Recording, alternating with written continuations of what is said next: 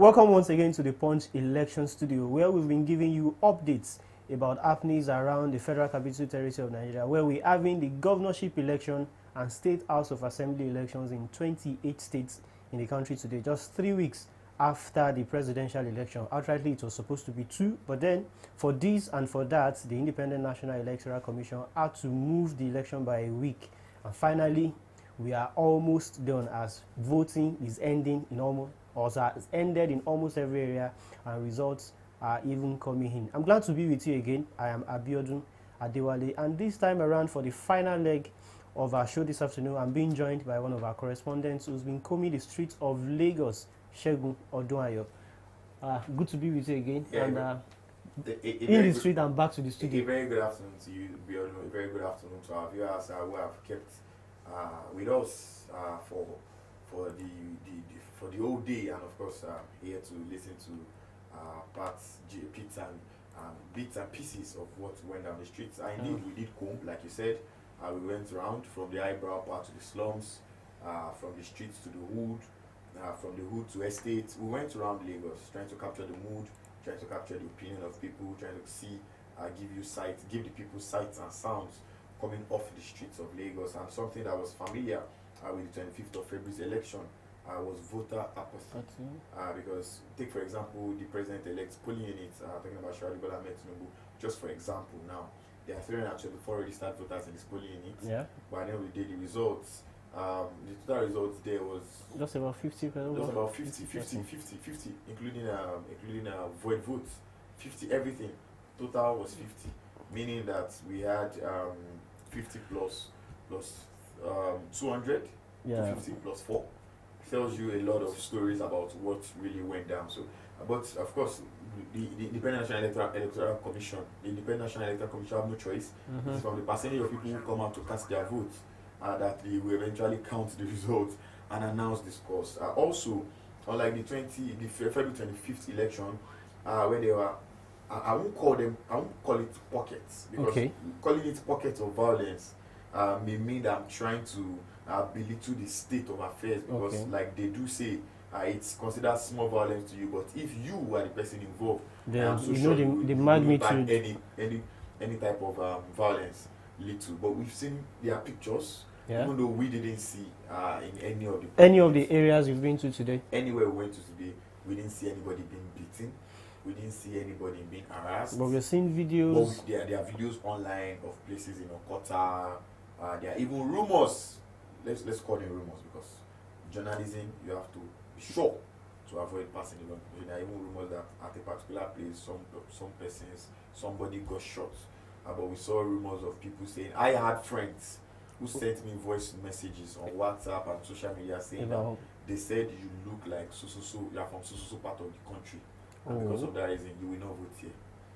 Other persons that I know personally have told me that they told them, oh, you are one of us, take the card. And the person said to himself or herself, I don't want to state the gender. Why do these people feel like I'm going to be for them? Why don't you think I'm going to be against you? And the other persons who look like they're from certain parts of the country said, why do you think I'm going to be against you? Why don't you think I'm going to be for you?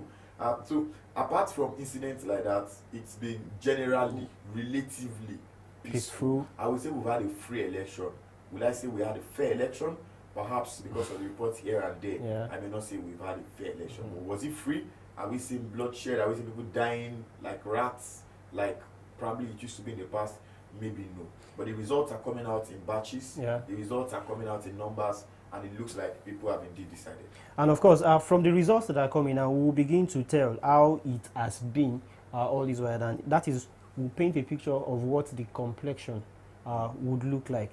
But before then, let's move from Lagos to Ogun State, where we are right now. It seems like while we could say pocket or no pocket, even in Lagos, Ogun State happened to be like it was more of like a hot spot, because it was keenly contested in that area, and there were much reported cases of violence in Ogun State.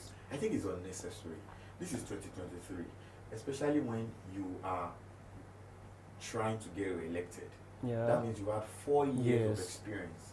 You've had 4 years of, in quotes, hard work, because according to everybody that is trying to get re-elected, they are all saying that they've had 4 years of hard work. So you had 4 years of work, hard or soft. You've had 4 years of work. It's a referendum. It's up to the people to come out and say, I want to stand behind this person, or I'm kicking against this person. Yeah. So if we are getting scenes like this, I don't think natural human beings will just come out and start perpetrating violence if they are not being induced or if they are not being, supported. So it means that there's somebody somewhere probably pressing buttons that the people cannot see.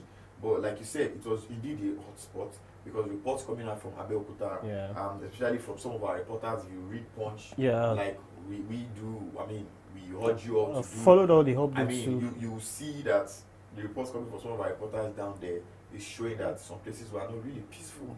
But at the end of the day, we have results coming in from there as well. And if the results coming from the governor's polling unit is anything to come by, if it's anything to explain the situation across the state, then perhaps it's going to be closely contested, like that particular polling unit is telling us. All right, so before we just keep our fingers crossed, let's just go straight to some of the results that we've been seeing.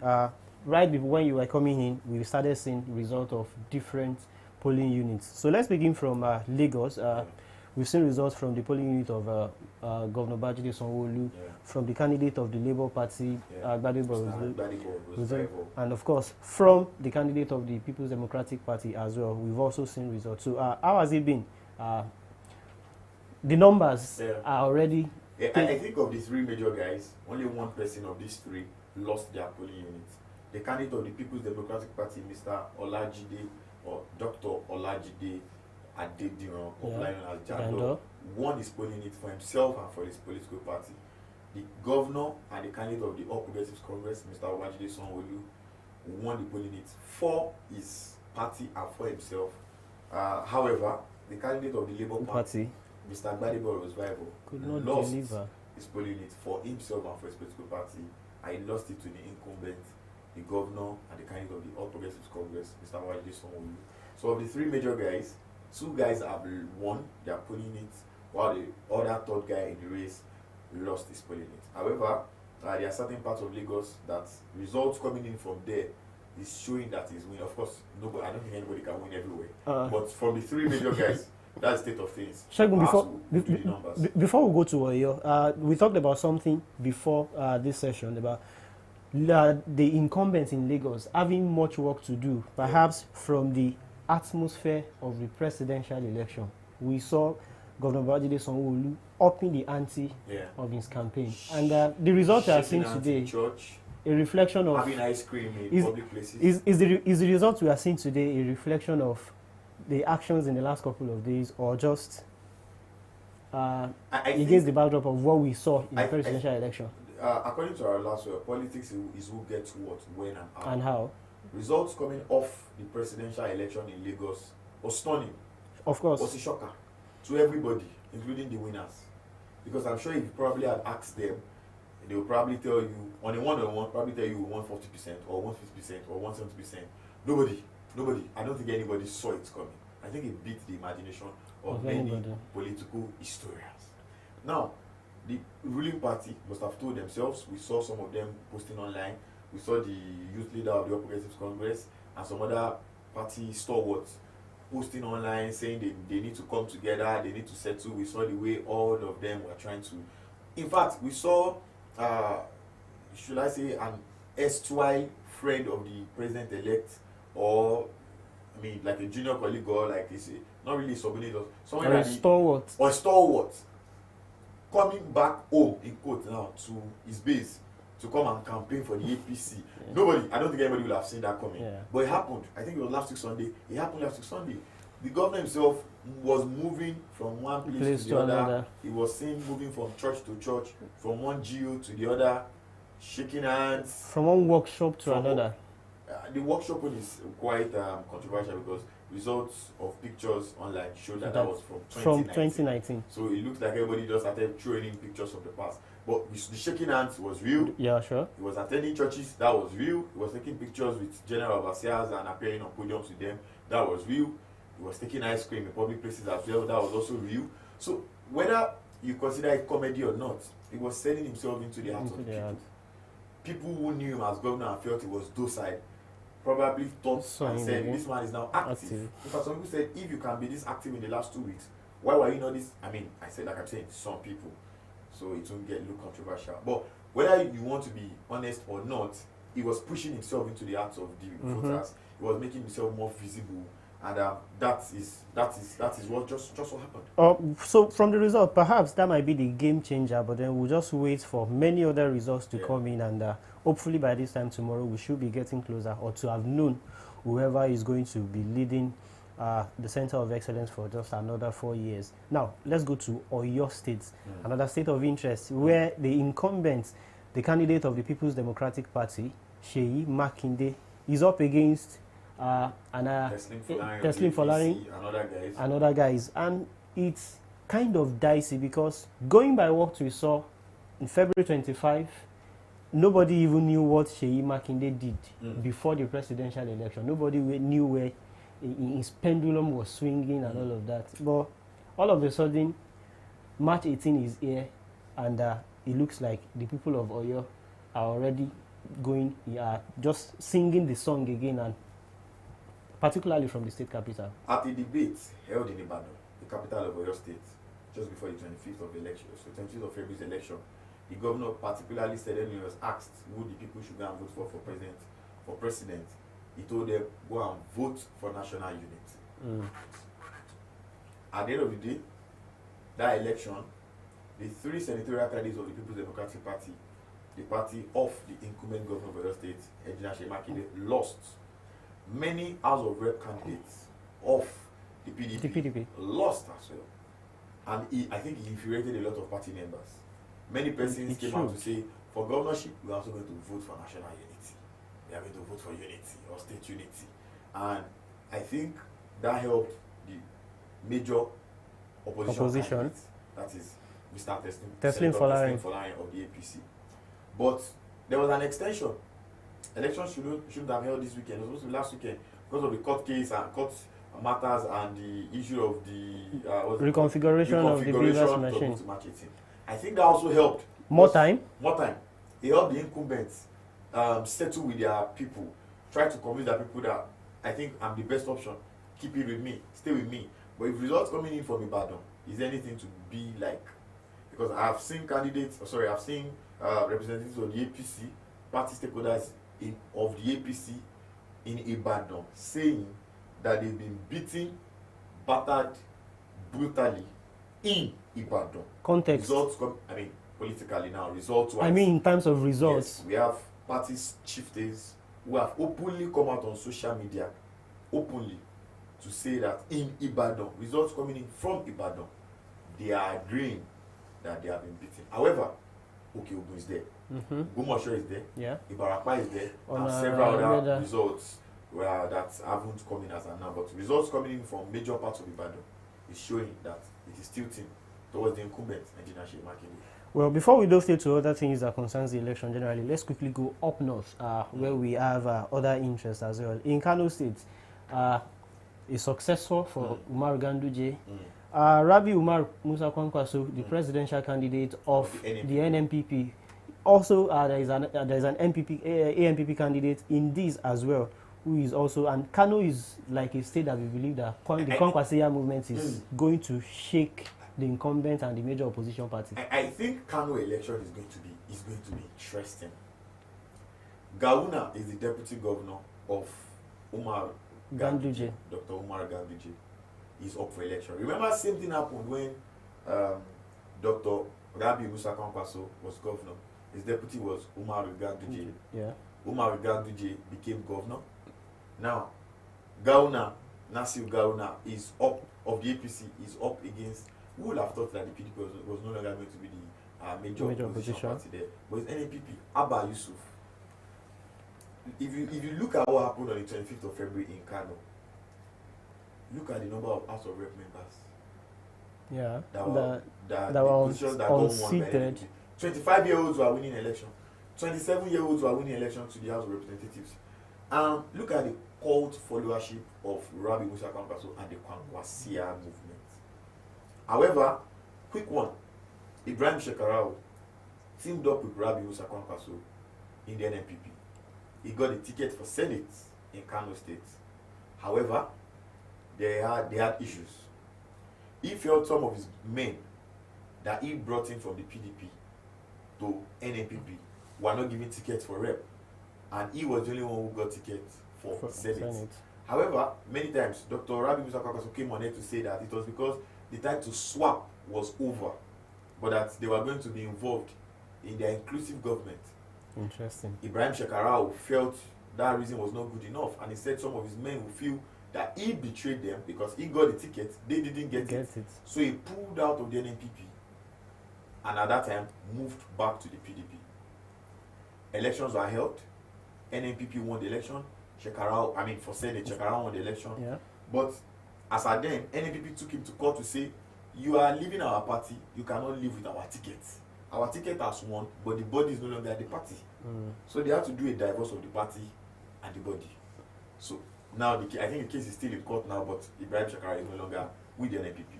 Reports just before election had it that Ibrahim Shekarau had teamed up with Dr. Umar Ganduje in the APC and Gauna and their men to ensure that the elections are won for Gauna. Ibrahim Shekarau is said to be a mentor to Gauna. And even Kwankwaso and even Ganduje. Interestingly, these are names that have been coming since 1999 in Kano. These guys are the guys who politically own Kano. Since 1999. Unfortunately, they are in different ships now, but I think that's what makes it interesting. So now, you can see where it is tilting. Kwankwaso movement is large. The guys that just won election last 2 weeks want to probably show capacity, show that we can deliver for our party. The ruling party, All Progressive Congress, the governor, Dr. Umar Gandhi, will probably, of course, would like to hand over to not just his deputy, but his candidate and the candidate of their party. So crazy politics is going on there, Carlo. Crazy politics. We just pray that we don't see violence that will like what happened on the 15th of February. We are saying, of course, elections are over now, but we do hope that there was, because we don't have much coming up on social media and from even mainstream media, because everybody's focus looks to be like it's in certain places. But we do hope that everything went fair and fair there. Let the people's will come to pass. Let the people's will take absolute preeminence, and let's see what happens to democracy. With over 5 million registered voters in Kano, it's interesting to see how much they will be able to divide between the three political divisions they have there. And the three of them, if you ask me, are strongholds as far as Kano politics is concerned. But let's leave gubernatorial elections now. Let's briefly touch down on the House of Assembly representatives. This is one area where a lot of Nigerians leave it to them. They don't really bother about who represents them at the State House of Assembly. We've talked about this before, and I believe you are more even rooted into some of the grassroots areas where we have representatives doing one thing or the other around Lagos, Ogun State, and all of that. From the body language that we see, if there will be this kind of voter apathy during a governorship election, how much more if we are having a House of Assembly as going along with it, then what if we were having local government and all of that? So who are those that are representing? How much do people care about the House of Assembly elections? That's the problem. How many persons know the names of their local government chairman and have their phone number? You know, you're supposed to even have their phone number. Your councillor, in your ward, you can walk up to your councillor and say, "Councillor Body, can I have your phone number?" You can have his. You can go to the chairman's office, your local government chairman's office, and no, this is me from so and so state. This is CDAs, CDCs. You relate to your local government. How many persons know the House of Assembly members? How many persons know Honorable so and so? Everybody's pointing at the federal government. Everybody's pointing at the state government. How many of your House of Assembly members are moving motions? How many of them are not just going there to sleep? How many of them are not just going there on the days when budgets are being announced and then, in quotes, sharings happen? How many persons? That's the problem. Many people, if the president-elect of the Federal Republic of Nigeria had 8 million plus votes, and the total number of registered voters was about 87 million, and you look at the total number of voters, 6 million for this, 6 million plus for Atiku, 6 million plus for Obi, 8 million plus for the president-elect. The total number of votes compared to the 87 million. Now, how much more the state election? How much more, even in the state election, the House of Assembly? Of course, because it's both of them are combined, people will come and vote for the two. But how many persons even know what they are doing? There's this notion in politics, top to bottom, meaning you vote our party round. Some people just come and vote a particular party round. Some people will come and vote against a particular party round. They don't even know what is going on. Yeah. Look at what happened on the 25th. Using Etios as an example, when certain supporters and fans of a particular candidate came out and say, "Oh, what happened? We just thought wanted to vote a particular person for president. We didn't even know we were voting for." And then you saw the whole thing on social media. People are saying, if people that live in that region, who are supposed to be sophisticated, who are supposed to be intelligent, they are not from the slum, they are not from the lowly parts of the state. And even Lagos, for example, voted one way all through. You will get 3 various ballot papers, one for this, and one for that. And he decided to go that way. Of course, it probably showed that our voter education system is probably still low. You can't just show interest in the presidential election alone. Yeah, national assembly election. From local government election, and stay away from who your House of Assembly representative is, and stay away from who the governor is. Because compared to last week's election, 3 weeks ago's election, from what I saw in Lagos, the streets, people on the streets were fewer. If you ask me, just from what I saw, comparing both elections. All right, we still have a long way to go when it comes to voter education. Let's go back to results that we are seeing from our situation room now. Maybe this is new, maybe this is not. Buhari wins ward for APC in Katsina.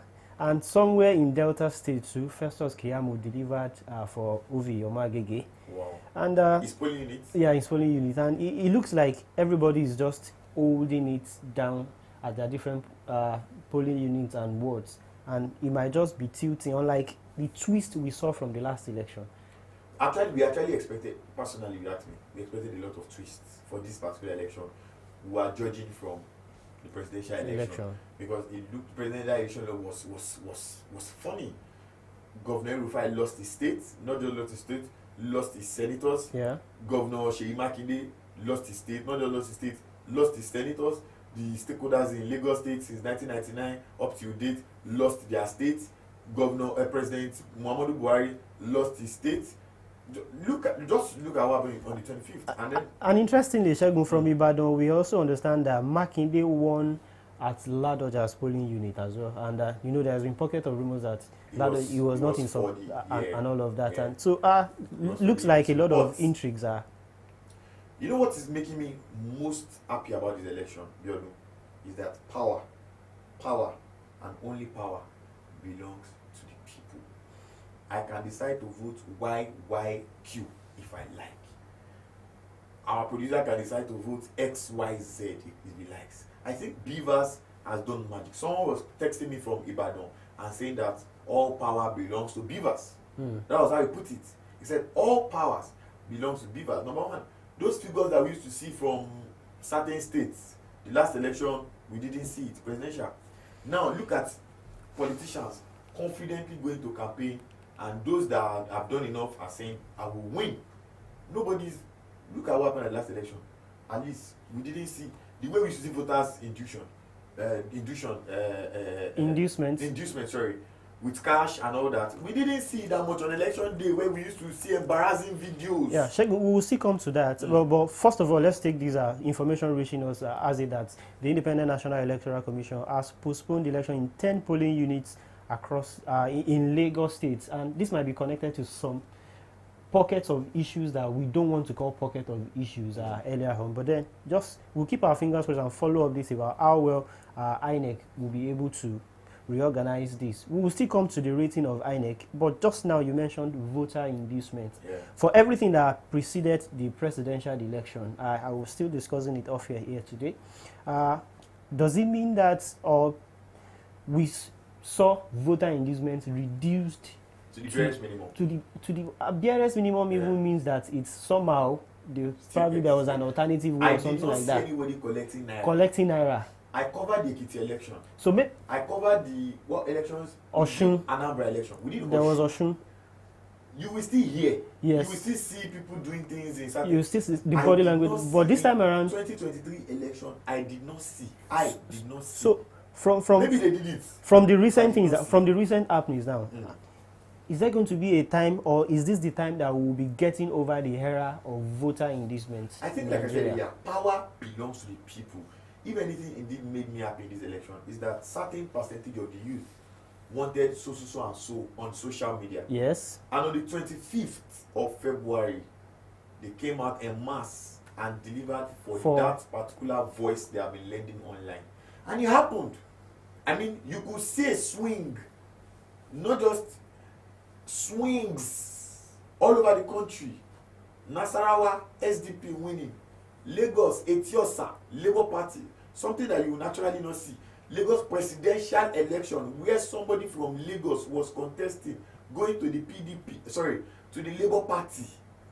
Kano, where people feel they have a Gangatuan, I mean, somebody with stuff, a macho governor, I mean, politically, losing not just his state, but his 3 senatorial district senators. Let's talk more about results now that are trickling in before we pick other issues. From polling unit 045 at Denro Ishasi in Akute, Ogun State, APC had 40, ADC 14, PDP 1, AA 1. Total votes there was just 58. And in the State of House of Assembly election at the same polling unit, APC had 34, ADC 15, Labour Party 7, ZLP 7. 58 valid total votes with just 1 void vote.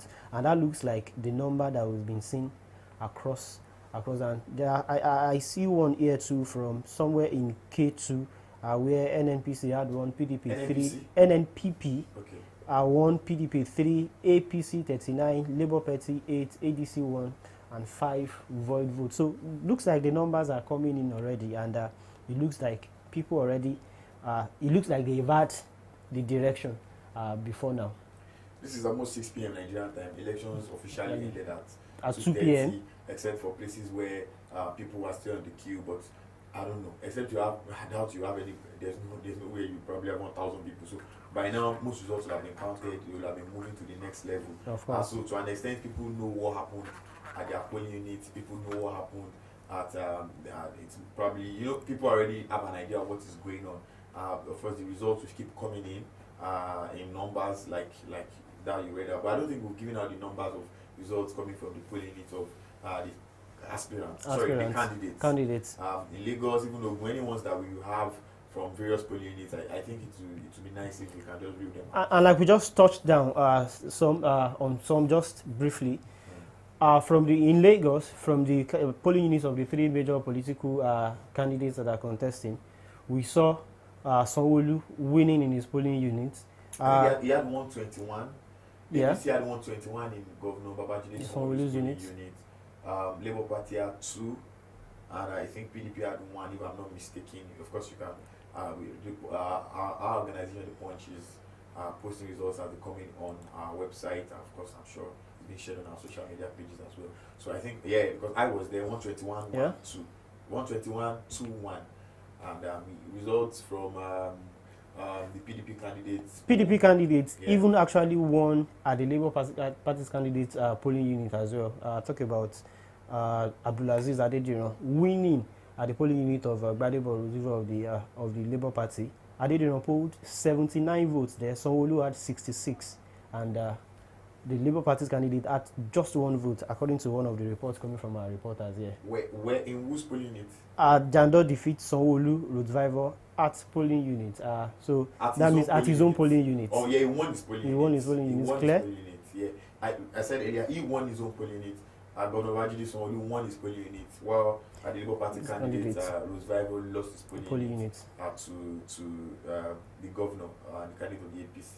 So the candidate in Jandor's polling unit, I think he had 82. APC 66. APC had 66. Yeah. Labour Party had 1. But the polling unit of Mr. Gbadebo Road of the Labour Party, the All Progressive Congress had 29. Labour Party had 18. I can't remember what PDP had. I think 2 or 1 or something like that. But I'm sure that APC had 29, while Labour Party had 18. In Mr. Gbadebo Road's polling indication. So, Shegun, after all said and done, people have been making comments about the electoral umpire. How do we rate them still from what we've seen today? I think I was a little bit disappointed with their performance on the 25th of February. IRF, which has gone controversial now, is even funny that many persons from comments I've seen online probably have a little or no idea of what the IRF was all about. But IRF didn't work as scheduled. Yeah. The idea was that it pops up online, and like it happened in many state elections, you can confirm Immediately. not days after. Yeah.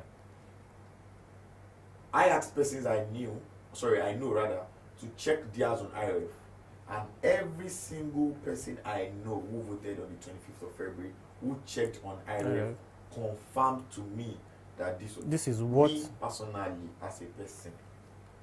However, the deal that what INEC told the people was that once it is done, it will be on IRF, so that you can be seeing your score sheet, your CGPA yourself. However, they said that this election, it will be that way. They've said that they have corrected it, it will be that way for this election.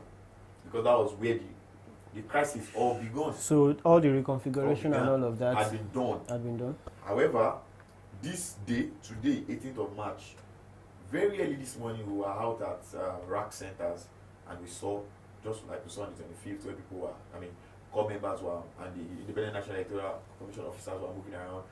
However, in the particular rack center I visited, I could hear even the drivers were saying, if they don't pay us, we are not leaving. They are not leaving. And that was annoying because it happened on the 25th. We had a budget for this. We had a budget that was approved. There was no issue with cash.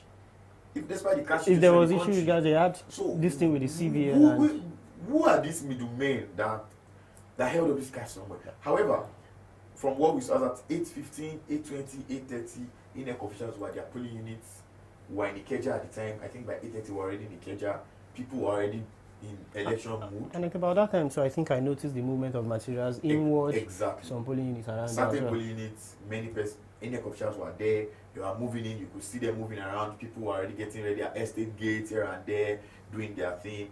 For arrangements and readiness, I think they did well. However, of course, there were certain videos coming online as well. But if you compare what happened on the 25th, I think they did fairly better.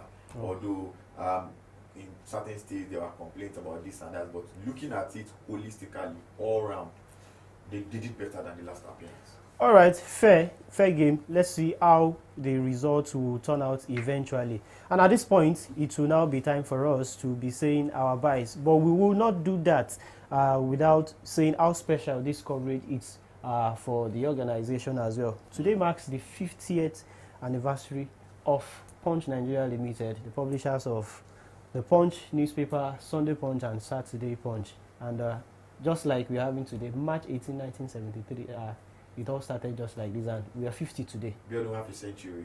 The Punch went through a lot of turnaround periods. We all know what happened with the Punch during the era of the military.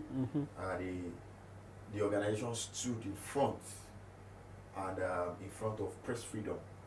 They stood as the gladiators when it comes to press freedom, when it comes to speaking for the masses, speaking for the people. Everybody knows the Punch to solidly stand with the people, solidly stand with the opinion of the masses, be in the forefront of civil rights issues. And even when you expect the government to do better and the government is not doing as well as you expect, many times the Punch has been here half a century, and perhaps will be here for triple, for double, for times 50, times 100 of what we are done at the moment. And I think everybody from the management to the last person here, from various editors to people standing behind the camera, to you standing in front of the laptop here, sitting in front of the laptop here, to every single person who has worked for the Punch, making things easier by working for the masses, because that is what we do. I think it's a very big congratulations to us all. All right, congratulations to you, congratulations to everyone, and congratulations to you who have been with us all through this coverage today. This is where we will be drawing the curtain, and of course, maybe on some of our dedicated shows as well, we will be back to give you the best of information. After 50 years, the organization is still people-oriented, and it shall continue to be. Thank you so much for being part of it, and a special appreciation to everyone who has made this possible. And Shegun, finally, thank you very much for coming on the show today. Thank you very much for having me, Biodu. It's always a pleasure. All right, we'll see you again next time when we have another dedicated show. Until then, my name remains Abiodun Adewale. Do enjoy the best of your weekend. Bye for now.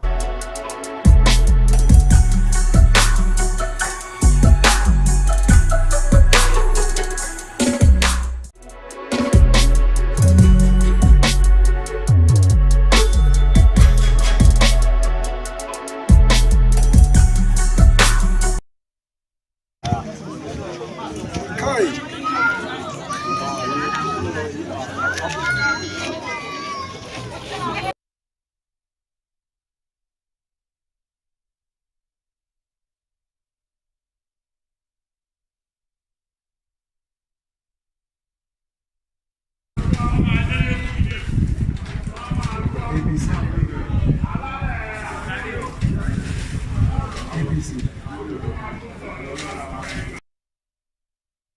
Joe, okay, marking President Women Arise, one of the observer group that was deployed by INEC. Okay, where are some of the locations you've been to this morning, and what have you observed so far? Well, this morning we've been to Egbeda, Ojodu, Olowura, now and Ifowoshi.